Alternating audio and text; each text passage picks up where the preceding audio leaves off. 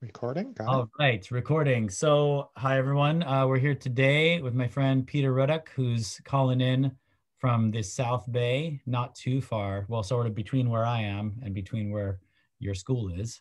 So, I'll let Peter sort of more introduce himself in terms of what he does and what he's been doing. Um, but I will just say Peter's been very involved in a multitude of different efforts, especially over the past 10 years, involving local food and sustainable production and a lot of local economy stuff, as well as what we often hear referred to as diversity, equity, and inclusion sorts of work within spaces involving those subjects. So, yeah, Peter, I guess the first question is just tell us about who you are, sort of how did you come to be involved in this sort of stuff? Well, Antonio, I'm glad to be with you. Thanks for inviting me. Um, I am self-trained. This is a second career for me, South Bay. So the first career was Silicon Valley, but that's all I'm going to say about that because it's otherwise history. And I'm still in process of redefining myself. I have taken a number of nonprofit hats over the years, and they've come and gone. The most significant, most consistent one has been a policy hat, working in food policy with the California Food Policy Council and local food policy councils. But another one has been rather the local food economy, as you mentioned, and investment in that local food economy, support for the people who produce local food. So I've been on the EcoFarm Planning Committee for a number of years, supporting local farmers. I work with Slow Food and with Slow Money, both of whom are great proponents of local food, as well as the other dimensions of sustainability that we care about, like organics and such. But local, to me, even more, I think, than to some of these organizations, is a recurring binder to what I work on. California Food Policy Council, as you might guess by its name, doesn't work out of state, and there are people who want me to work on federal food policy, which is an entirely different ballgame. And I say, good for you. California is pretty much my ultimate bounds. And for a lot of things, I want to work in my region, say within 50 miles of the South Bay. Um, And but what motivates you? Like, why do you feel motivated to work on things at that local level? What is it about it that has been inspiring to you? um, I think there's a sense of accomplishment. I watch the people who work at the federal level, and many of them, they get one thing that's a success a year. It's such a big battle to change something at the federal level. And you can have an effect at the local level. And you meet a variety of people. One thing that I find very important in this kind of work is community. The community of the activists that you're working with in all of these organizations that I've mentioned, but the community of the people who are doing production, who have boots on the ground, hands in the dough. And when you're working at the bigger level, it's a little harder to form community. I do know food policy people from outside of the state. In fact, I've made a couple of good friends, but uh, the EcoFarm conference we just had with 1,300 attendees, a few hundred of them I consider friends, and some of them I'll only see once or twice a year. But they're from California. I know what they're working on. I know I can reach out anytime I want to or need to, at least with an idea. And we have this community where we can share in each other's successes and see the feedback a lot more frequently than once or twice a year. We can see what's working and what isn't. And so, in terms of getting into this work, you said you were self-taught. So, what sparked you? Was it just kind of a general interest in organic food, or like how did you get into this whole world of just food systems in general? And then secondary to that is you're a white guy. Like, how did you get involved, or why did you get involved in this stuff that's more on the diversity, equity, and inclusion tip? Well, so that's a good question.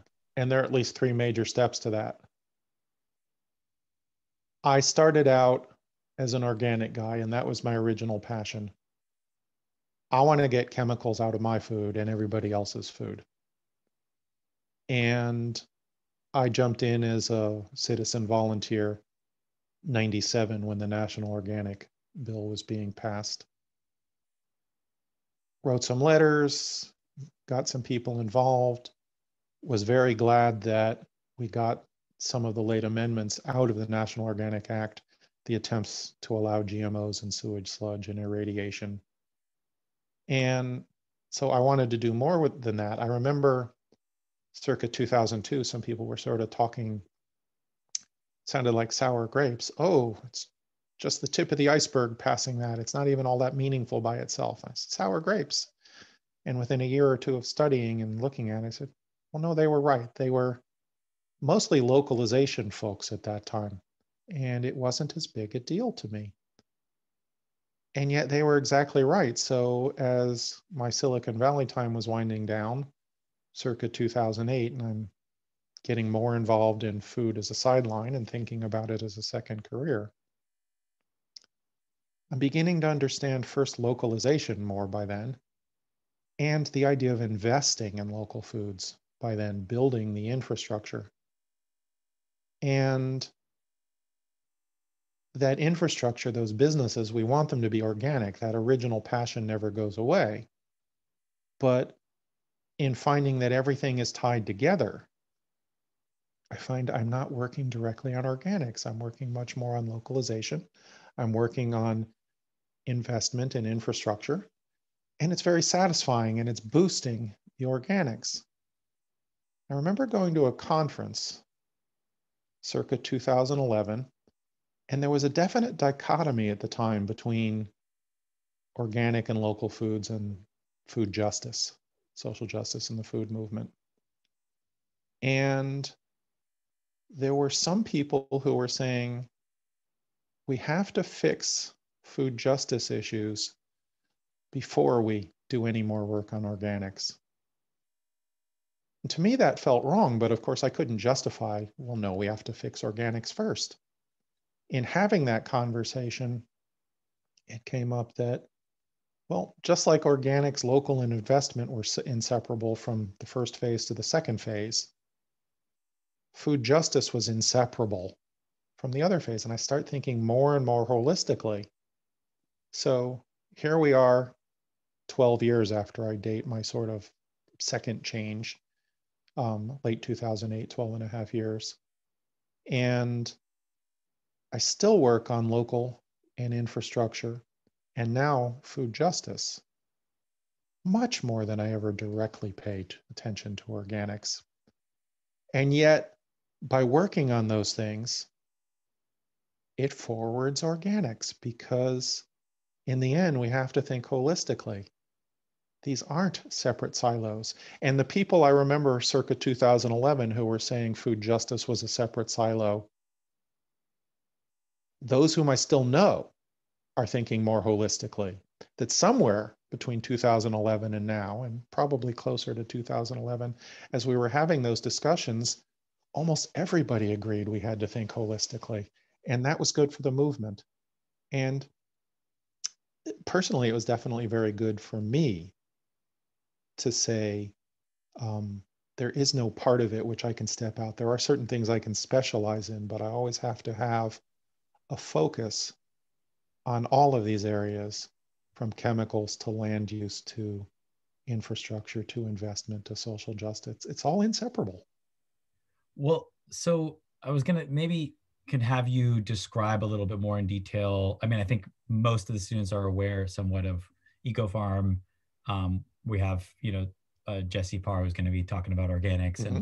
and I was thinking maybe you could describe a little bit more about one of the organizations you've been a part of, which is Slow Food, and tell me what your perception is of its sort of reputation as being very anti-social justice, right? It has this reputation as having come out of a very elite sort of perspective. That's the kind of people who would at a conference say, no, that food justice stuff is sort of, yeah, that's important, but really what we got to do is local food, and I mean, I've definitely encountered those kinds of people in my past. But I guess what is your perception of the slow food sort of world, and how has that world sort of progressed in the same way you've seen your own personal progression towards seeing all these issues as tied? Or yeah, I just wonder how you perceive and explain so students know like what exactly is the slow food sort of world. Okay, so let's start with that. So slow food was founded in Italy in 1989 uh, at a protest against a McDonald's where they had a big publicish potluck with homemade pasta, chanting mostly in Italian, but they wanted slow food, not fast food. And they, led by Carlo Petrini, who was still the international leader of this large organization, this family of nonprofits in their own countries, had to really define what the slogan meant, what slow food meant. And they did a really good job of definition. The parent nonprofit based in Italy does some very good things. Carlo has written a number of books over years, books that I started reading circa 2000, that continue to inspire me. But the membership, as the organization grew, they didn't all read Carlo's books, and they didn't all understand what he was saying. So as somebody who joined and was occasionally frustrated with the kinds of different viewpoints and different behaviors that you're seeing, I can only imagine how frustrated some of the founders in Italy, like Carlo, occasionally were, saying, no, I didn't want to create a social eating club. When slow food came to the US in the late 90s, a couple of years before I found it at all, and quite a number of years before I got involved personally in 2008, there was an attempt to stick with that original philosophy and make it a meaningful actor in the food system stage. It morphed, it evolved on its own in some senses. They created local chapters, much like the Sierra Club has local chapters, who had a certain amount of guidance, but they got people, not only people who were interested in localization, but people who were thinking of it as a club where we educate each other on what's out there. So there's very little out there, but we have a hard time finding it on our own. But if we get together, have a potluck dinner, tell each other what we're eating and where we're buying it, we as individuals will all be better off. And that wasn't everybody at any particular time, but it could end up being quite a number of the chapters, is that they were sort of buying clubs or knowledge about buying clubs. And when you got a chapter or a group that was that way, convincing them to do more could be very difficult.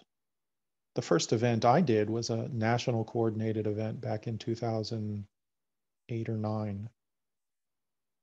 Time for lunch. It was around the Child Nutrition Reauthorization Act 2009. And I remember the chapter leadership then, well, they didn't help me. They said I could use the chapter name, but we didn't want to work on that. We have to talk about how we find our better sourcing for each other. And the people who've been interested, including the heads over time of Slow Food USA's nonprofit, the US nonprofit organization, have in many ways been fighting that ever since. That they have always wanted to do more and had a membership which sort of resisted doing more. They've gotten some funding and staff and tried to do more, but some of the funders have said, well, your volunteer chapters are sort of ignoring you and they're a lot lighter than you are. And so why should we fund you? And it's been back and forth ever since. There is a great push in the last couple of years to add social justice, having had activism around organics and localization and school lunch. And each one has met some kind of resistance, including the first kind of resistance, which says, why are you asking us to work? Well, but don't you think, I mean, I guess what I was trying to get at that you really haven't talked about is that there's an issue of class here. That the right, you're talking about Carlo Petrini and slow food originated out of people not necessarily from a sort of upper middle class background who are defending some sort of bourgeois lifestyle of eating delicious imported Italian foods, right? These are people who are farmers, who are workers, who are talking about the destruction of a long-standing food culture. And then in the US, slow food was really dominated by, in these local chapters, people who didn't really have a stake in issues of social justice in the food system, who were, from their very whiteness, were protected from a lot of the worst aspects of the implications of the food system. So I feel like there's an issue of class that you're sort of dancing around as rather than addressing, like that's what, to me, slow food very much was like that, even if that's not what the slow food ideology of Carlo Petrini is, right? And I remember also times when the national organization got leadership who wanted to reintegrate issues of justice and fought against all of these generally older, generally whiter, generally more wealthy membership who said, we don't want to have it be about eating on a low budget. That's not what it's about. Well, and that's still happening. So you're right. And I think the reason that in the first pass, I didn't say anything about it, and thank you for bringing it out, is that like many things, it's structural and implicit. It's not generally explicit. And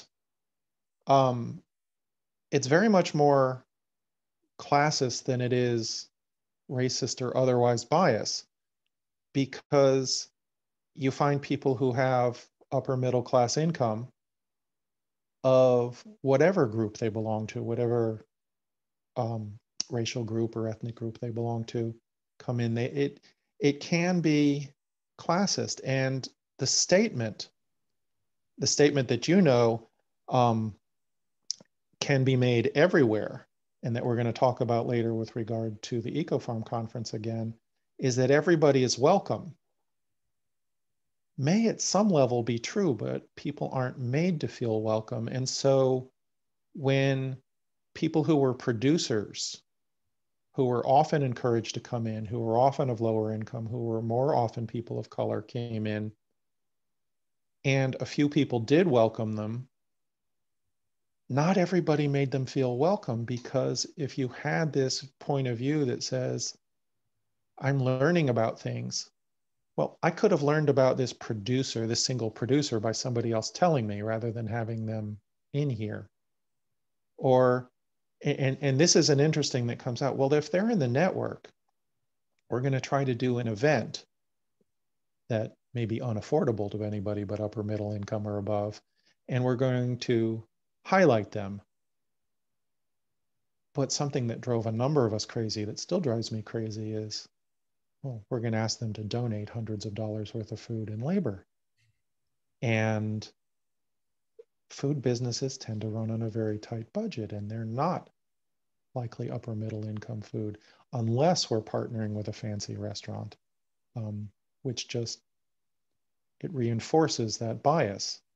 So the bias may occasionally be explicit, but a lot of it happens by reinforcing the structures of the larger society. And once you get in this philosophy that you have a lot of people who are in it for an individual, who are treating it more like a club than a movement, it's very hard to get out when other people try to join, when they want to do something. They can't find a way in. They don't feel welcome. And I think as we talk about EcoFarm, we finally acknowledge that, and we're breaking through in a very long process of inclusion and making people feel welcome. It's a phrase that can seem a little lighthearted. It's one I use quite frequently, making people feel welcome. And yet it's one that Slow Food as an organization is still struggling with. I see some of the philosophically good efforts coming from the higher trophic levels of the nonprofit, not entirely making people feel welcome. And so people will come in and they'll step right back out because, Well, oh, there's nothing here for me. And the local people are, they're not even wanting to work on what we really need to work on. well, certainly, I mean, there's a standard pattern of pre-existing organizations or formations that have usually people of the dominant classes of a society who sort of shape what it means to be part of that it's inherently exclusive, even if it's not intentionally exclusive. And they Mm-hmm. keep this sort of open, oh, it's anyone could show up, but why would you show up if you see yourself and your ideas totally unreflected? Um, we do want to make sure we have time to talk about EcoFarm because there's a lot there. But you mentioned this thing about sort of the inadvertent reproduction of some of the facets of the larger society, right? And maybe you want to talk a little bit about slow money and this investment stuff, because I think that, localization to a lot of people is about changing from the status quo, right? The status quo is large corporations, it's global economies, it's really capitalistic values in these businesses rather than, for health or environment or social justice outcomes in the food system. So for some people, localization is very much like, oh, we want to have these other kinds of businesses. So maybe you could speak to just what is it like in your experience working in that sector of sort of investment and trying to develop these local economies, and whether they're able to avoid reproducing those tensions or not. Well, so that's a good thing. And that does show up where the structure can start to reassert itself. So, again, to talk about slow money, it is a separate organization. It is philosophically related to slow food. The naming is intentional, and they asked Slow Food about sharing the name. But it was set up circa 2008, 2009 as a way to invest in businesses that Slow Food would theoretically like, especially local businesses. And it had good intentions, and it had some people who were used to a certain rigor in the business world that Slow Food people didn't have. If that sometimes felt more like an eating club for the upper middle income, this felt like a group of people who understood something about business and wanted to change it. And in those good intentions, I do remember an early effort where a map was drawn up of what infrastructure is missing in Northern California. In fact, that's an important thing, and many people have drawn them up. One piece of infrastructure that we always talk about that we're missing is there aren't enough meat processing facilities, and the ones that there are, the good regenerative agriculture, the ranches, can't get into those facilities. And so creating local regenerative organic meat production facilities would be very important. Food distribution, food hubs, and multi-farm CSAs is another one. And these were identified, as they have been by many other organizations, as important holes in the local infrastructure. And the Slow Money chapter looked at them, didn't see anybody working on them, had no idea how to incubate them. So they properly identified a hole and had no idea how to fill it. But they had people who wanted to do something, who had money to invest, who didn't need market rate investments, who were willing to trade impact for interest, at least reasonably so. And they said, well, we're going to invest in something while we figure out how to fill the hole. And so they started investing in generally good local businesses, but they tended to bias toward value-added producers, people who are making a bottled or packaged product out of local produce. And this seemed to happen for a number of reasons. The people were showing up, they were more networked, perhaps because there is more money that can be captured often out of value adding, and they did have a little bit more income. They were perhaps better plugged into the network, which definitely was still very white biased. And the investors seemed to understand this. And as much as they wanted to have impact and were willing to trade some interest for it in their investment, they had a certain risk aversion. And there was often talk that, well, the value added producers are less risky than the farmers and the small restaurant owners and the other really basic infrastructure people that we were missing. And none of us knows how to make a meat processing facility at the moment. And so the sort of structural biases start to assert themselves. And time after time, despite knowing that they need more infrastructure, not knowing how to do it, they're investing in organic bagel shops and organic chocolate makers, organic coffee shops. These are my friends and they're very good people and I want them to succeed, but it isn't where we really needed to be working and didn't quite figure out how to work there. And the last thing that sort of happened, and it again had a bit to do with the risk tolerance, is that investing in a company that had proven California based, California ingredients, proven that it had a model, it now wants to go national. Well, we'll give them a second round of investment to help them go national. They have the organic, we like the people. But once they start going national, even though they started local to us, the structure pushes them more and more toward business as usual. And then it starts attracting more investors who didn't get our original intention and pushes us.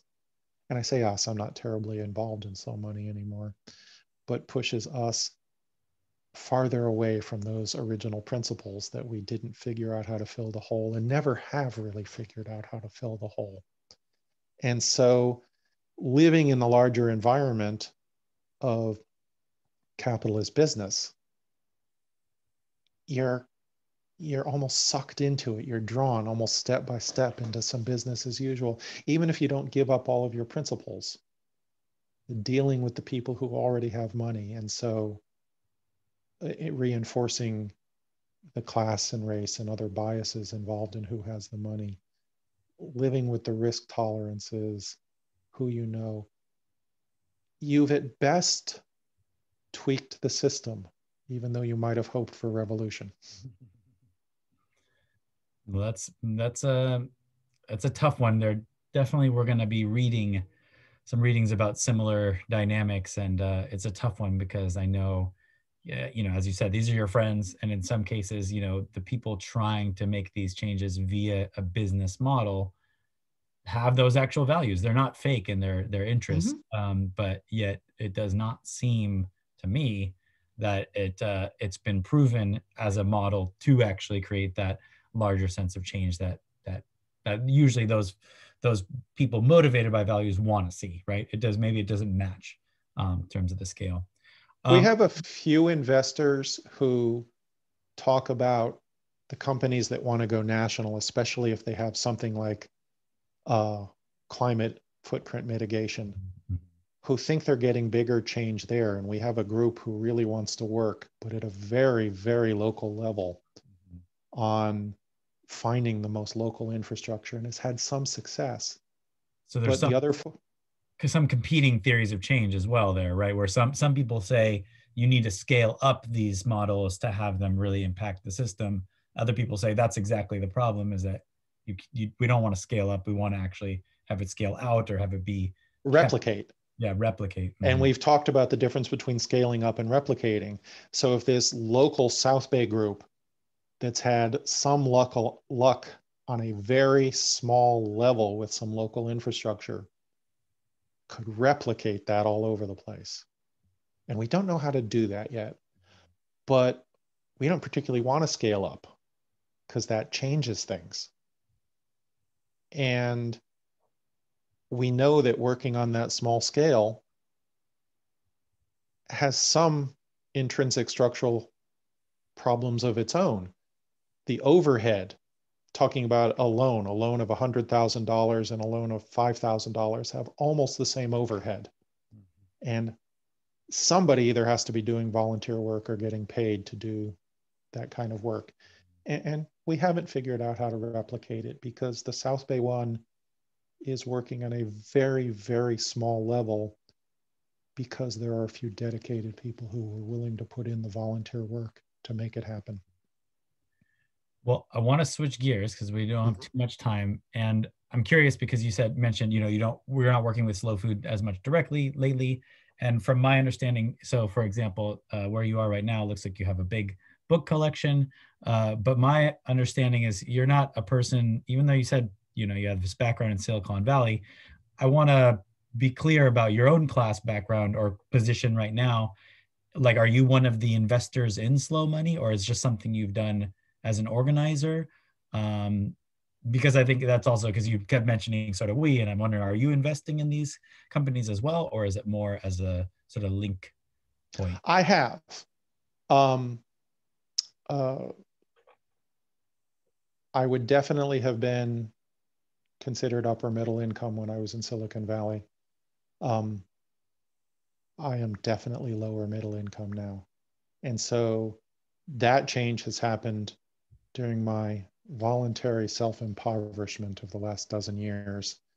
Much happier doing this work than I was doing that work, but it isn't quite making a living. And the one investment that hasn't closed out, I made them all between about 2011 and 2014, is I am one of 31 owners of a food hub.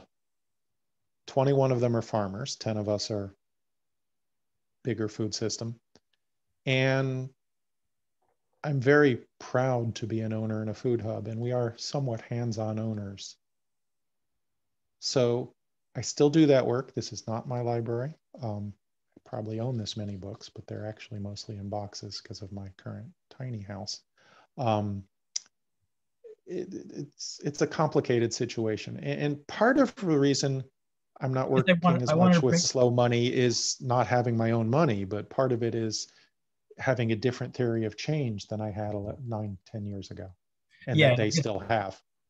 I guess that's where I wanted to bring it up, is that I feel like I don't want students to come across that you're coming into this as an investor per se, because my perception of your approach has been you've been doing a lot of work as a volunteer, as an underpaid staff, right? You're not someone who actually is making a lot of money off of this world, but rather trying to seek ways of changing in various ways. And so I just want to make sure students understood that, because it's relevant to sort of some of these questions. I think, again, back to slow food, like it's different to be an activist coming into slow food from a position of upper middle class privilege and not having any sort of illusions about that and doing that work, versus being aware of, from personal experience, like, oh, I understand what it's like to not be able to just stretch the dollar. I mean, to be able to spend my dollars however I want, right? And that just changes how you might actually work in these spaces. So it does. And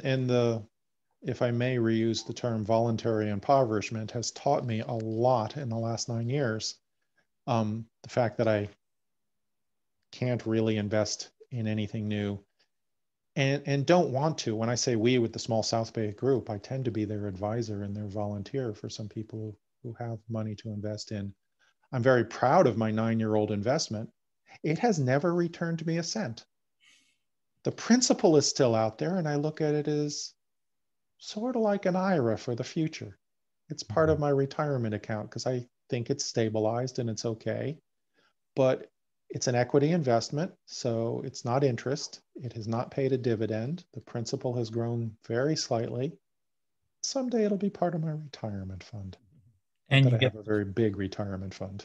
And you get the food out of the food hub, or I mean, at least you know that the food hub is providing food, and you might tap into that.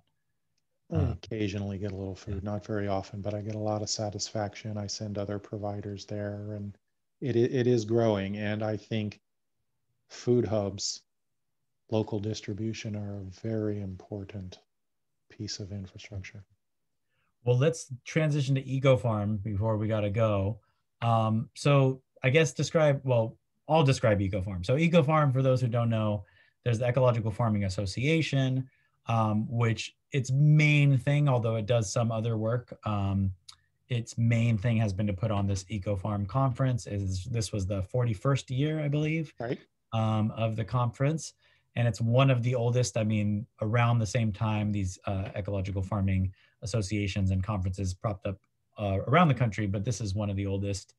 And it's really sort of preeminent in terms of the world of organic and ecologically focused farming.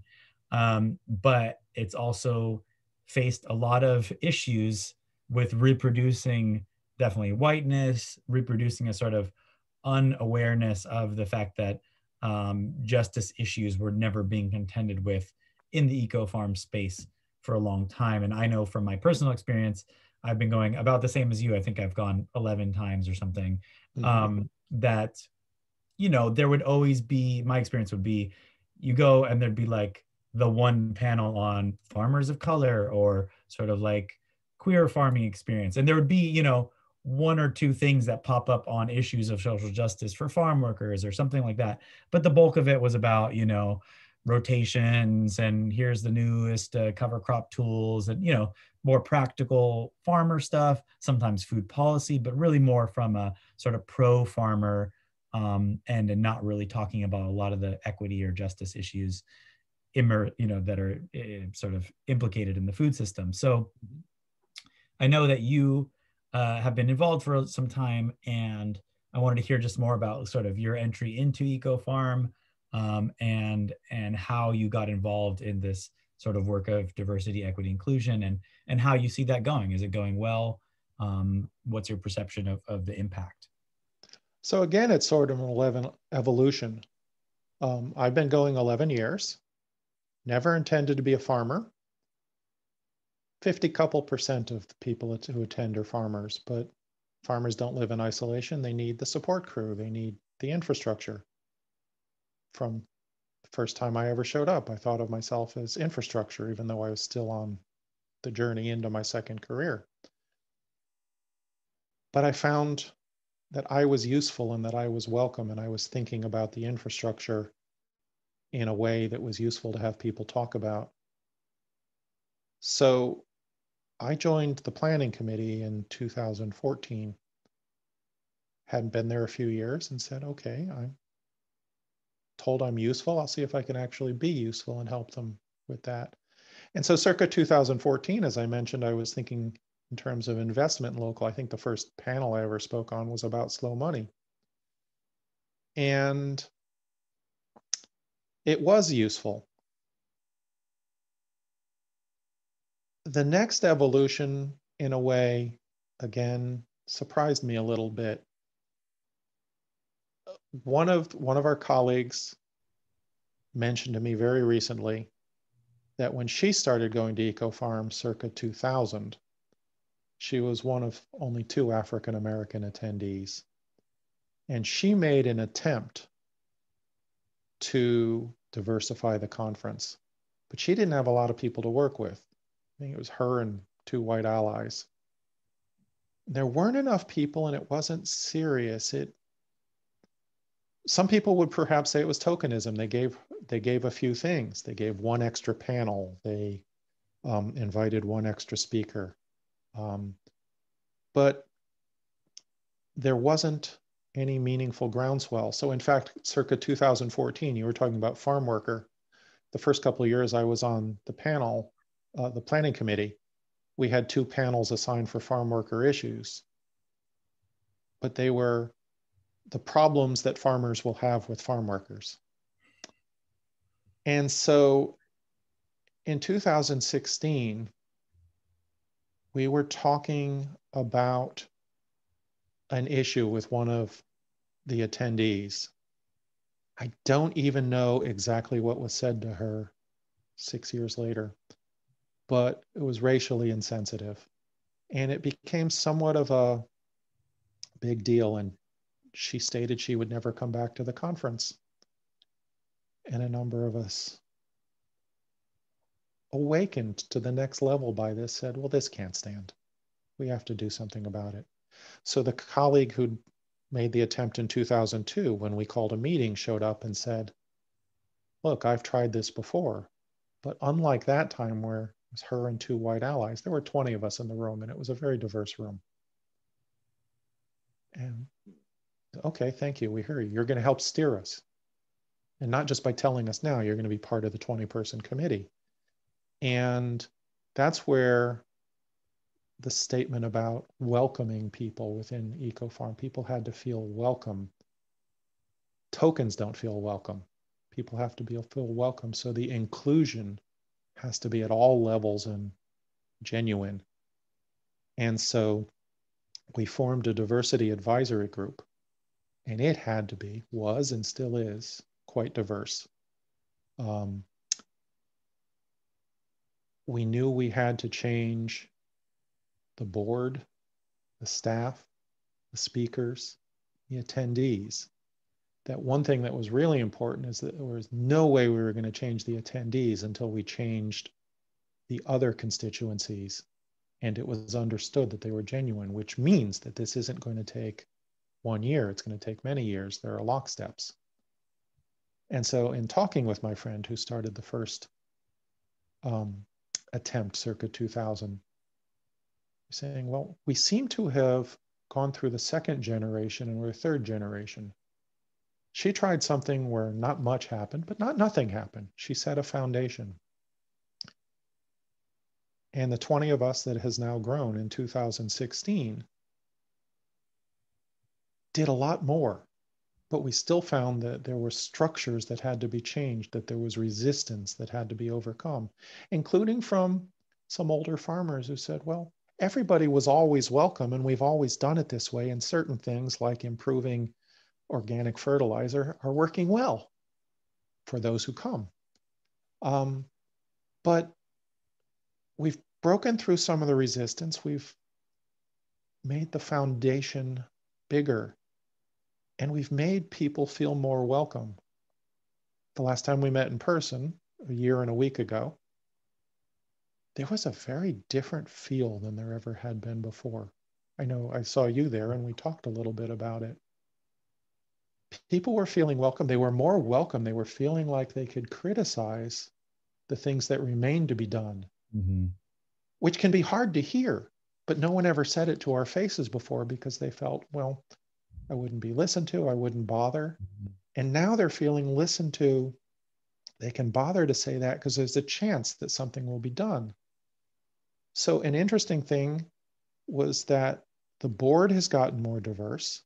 And even over the objections of some of the older people who are resistant to change, they've hired a new executive director who just finished his second conference, this one virtual, who, despite being a white guy, has spent much of his career working on social food justice issues and who is making some changes. So it feels like we're entering into a third phase.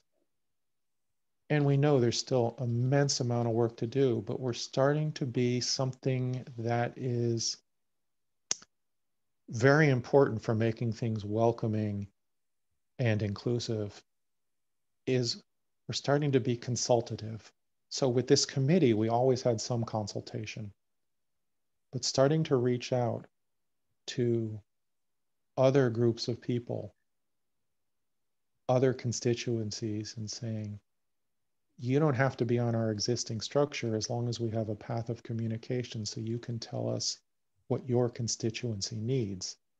And one that you and I have talked about where action is growing is the Native Californian, Native American community, which is working on its own renaissance in agriculture, trying to restore and recover and relearn, rejuvenate native agricultural principles and how they can complement what is already happening otherwise at EcoFarm and work together.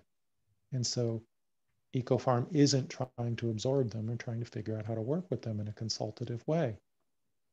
it's early days and yet it feels like it's working. And so building this kind of structure, you have to keep some of these paradigms like inclusion and welcoming and building the foundation in mind and know that it's going to take years. You have to have patience. I, And we've had it and it's still there. one thing though, just I feel like the patience is obviously crucial and Mm-hmm. recognizing that this kind of work is not an overnight thing. But you Mm-hmm. mentioned the director, Andy Fisher, and yourself as another white man. Mm-hmm. I feel like something you haven't mentioned, but I see as kind of crucial is that for instance, the resistance from certain elder farmers who are white and, Mm-hmm. resistant to this sort of stuff, um, that you in your position have had to say and push things that were uncomfortable to those people, right? Um, Not necessarily attack them, but you had to be in opposition, like vocally and actively in opposition to the things that they wanted. And I think the same thing could be said for why Andy has been successful in some of his positions in pushing a justice agendas, because he shows up as a white person who will say things that alienate potentially some of the anti-social justice white farmers who might form one aspect of the constituency of EcoFarm. So I guess I want you to speak. Do you think that's accurate? I feel like there's No, something I think to that's very accurate. say things that are not comfortable, in addition to just the patience and being open and being consultative. Like there's the positive side of the work, and then there's actually the tension that people who are in positions of privilege have to take on. Absolutely. And you asked me in a previous conversation, where is the place for a white ally in social justice? And I think there are quite a number of them, but one of them that I fell into, which is occasionally a very uncomfortable place. And I'm told and reminded by my colleagues and allies not to speak up in certain places, but in other places, I'm one of the few people who can speak up. I try not to attack the people who are resisting. I try to give them the language of and. We want all of that good organic boots on the ground stuff that you've always done and to be inclusive and diverse, just. And yet I pushed a couple of buttons apparently inadvertently, and I got attacked quite loudly in a meeting. And a meeting that included a number of people in our diversity advisory group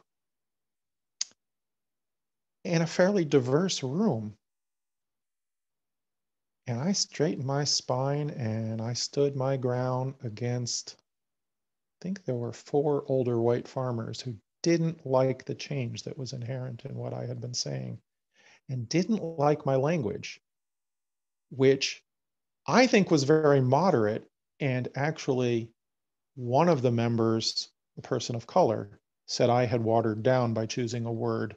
The word that, in turn, the watered down word, was the main trigger for the old white farmers if we had used the original word. Yikes. And it was tough to be attacked. It was sort of tough to stand alone when I'm looking around the room at least half a dozen pairs of eyes that I thought should have been speaking up. And so I asked afterwards, and I got a little bit of defensiveness and quite a bit of, I couldn't have done what you had done. You took a lot of abuse. And if that abuse had been directed from a couple of 70-year-old white farmers to a 50-something white advocate and redirected to a 40-year-old woman of color, it would have gotten really nasty. I would have had to walk out of the room. That it was hard, but I'm grateful that you took it for the rest of us and opened up a space that didn't exist before. And that caused me to remember a couple of places where, in one instance, certainly a 30-year-old woman of color did speak up.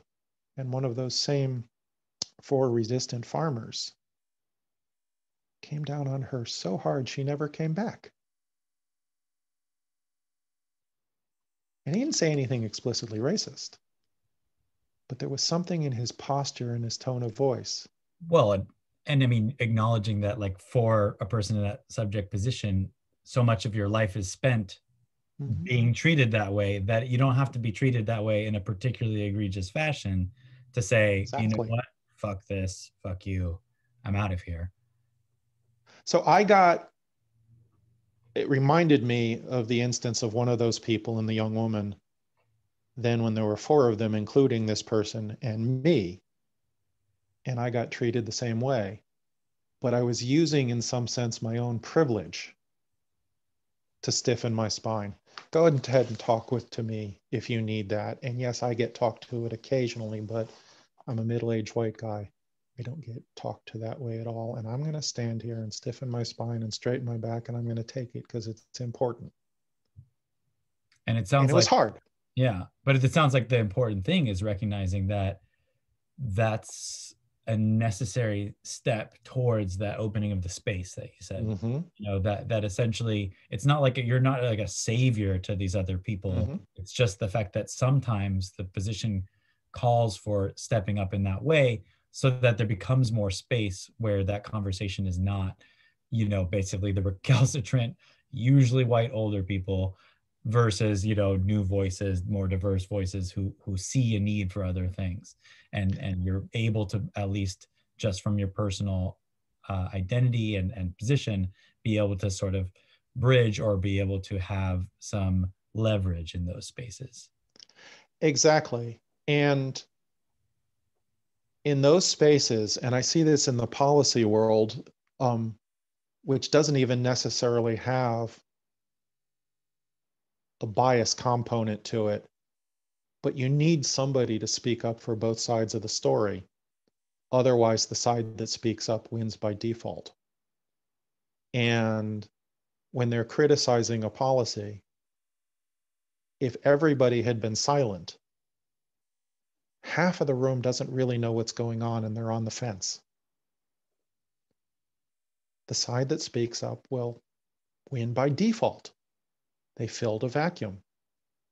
And when and Not, when and when that side has historical power, in the case of this example, right, those farmers have a lot of credibility. They've been around a long time, right? oh, They're 40 years, some of them. yeah, I mean, they're literally like the figureheads of this movement. So of course they're going to have the gravitas for the room. And I think that we can look at policymaking spaces, a lot of Mm-hmm. social movement spaces where the status quo, as we live in a white supremacist, in a male dominated patriarchal society, as we live in a settler colony where settlers have precedence over indigenous people, all these inequalities that start with, of course, when you have these conversations, those are the voices that are going to get default deferred to, unless there is some countervailing sort of voice. And sometimes that countervailing voice, I mean, in my experience, another thing is just to say, I'm not sure about the details in EcoFarm per se, but that a lot of places you get basically mostly people of color having to be oppositional in spaces to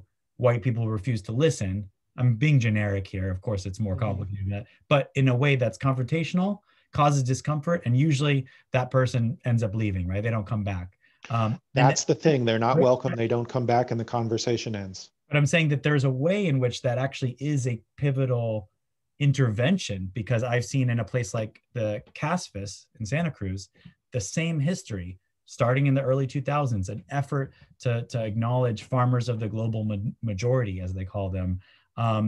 This idea of like, hey, can we have a space to talk about the fact that as a Black farmer, I'm not seeing curriculum or material here, and getting a lot of pushback and a lot of tension, and people just saying this place is not for me over and over again, but causing these reckonings with the remaining mostly white staff there, that then 15 years down the line, when there's a greater groundswell of that same energy, and there's a few people on the inside who have those same values or maybe even identity positions, you now see a way in which those positions can't be maintained in the same way, right? That recalcitrance can't stay. So I do feel like there's something to point out here, that your position, your story, kind of the role that you've played has been key, but so is the role of like the people who are kind of ass out often in these conversations, who have Mm-hmm. to articulate themselves in a way that is never appreciated. Like you said, you could use the most sensitive language possible and you'll still be yelled at. And that happens to people of color a lot, and women a lot, right? And then, but it's not for nothing, is what I'm saying. Sometimes that is a necessary step as well to lay the groundwork for some of these more, let's say, kumbaya moments where at least it becomes more possible to work together and to change these institutions. Well, let me give you one more hat, which is an interesting analogy, which maybe I'm not keeping an eye on the time. We'll probably wrap us up, but Yeah, we should probably stop in the next 5-10 minutes. 5 minutes. Okay. So recently I've been working with a very small nonprofit called the Cook Alliance, and we're working on the homemade food sales movement, which has met a lot of resistance from health departments. A law actually passed 2 years ago, which legalizes it in California, but counties have to opt in and health departments have to implement it. And very few have in the first 2 years. The resistance is entirely from health departments who are afraid of germs and don't believe so much the studies we have. There are 100,000 estimated unpermitted cooks out there. 72% of them are people of color, 80% of them are women. And in times of COVID, of course, we think that it's actually a pandemic solution. People who are out of work can make some money, hopefully without the threat of being shut down for being unpermitted. Their neighbors who are having trouble going, elderly neighbors who don't want to go to the grocery store, can get some home cooked food. We talk in Board of Supervisors meetings in the counties. I'm the policy expert, or one of them. And we end up talking where we have a chance as almost a debate with the health department on one side and the citizen advocates, including me, on the other side. Our ultimate goal in microcosm is to convince the Board of Supervisors to do this effectively over the fear of the health department. 5 counties went ahead and had a vote without us in the room. We didn't know they were having a room. We're a small nonprofit. We can't keep up with all 58 counties, some of whom announce these things on a moment's notice. And all 5 of them got unanimously shut down because the supervisors heard their own in-house experts. And by the way, health departments are more diverse than you would think. So the classism here is a certain expertise and a certain stratified mindset about what healthy food is. Not the only one, obviously, but that is a significant one. 7 counties, me or a colleague, have been in there, and we are 7 for 7 getting the thing passed. When we have one supervisor who will let us into the board meeting and can have an honest debate with the health department, when we can bring cooks with us who are a group of passionate citizens who tend to be diverse, when they can speak from their own passion and needs and desires, and we can add some technical expertise. And not all of my colleagues, there are 4 of us are white, but 3 are white. And so it may come sort of down to the same thing at EcoFarm. We aren't being saviors and doing this ourselves, but by having the partnership between the cooks who are just the ones who are showing up are mostly not white, mostly women. And the experts at the moment are mostly white, but we have a partnership and we create the space and we can answer the technical questions, but we go up there and say to this fearful health department, look, you're wrong. There's studies out there that say it's no less healthful. In fact, maybe it's safer. And here are some cooks you can talk to. We've now created the space for those cooks who, going up beyond us, being citizens without the policy expertise, being younger women of color, might be talked down to by the supervisors and or the health department. We're having success. It's a very slow moving thing, especially during the pandemic, but we're getting counties to opt in. Your own county of Alameda hopefully will opt in before the spring is over. And it comes down to the same thing. So for me, adding the social justice component is like my third phase. And it really only started happening in major ways 2015 and 16. And it's been a learning curve to find out how to do it without replicating your own biases, without doing the wrong thing, without doing too much and ending up in savior mode. But when you can find a way to work with people and get something accomplished, the successes are very powerful and meaningful. And they're only ever partial because there's so much work to do.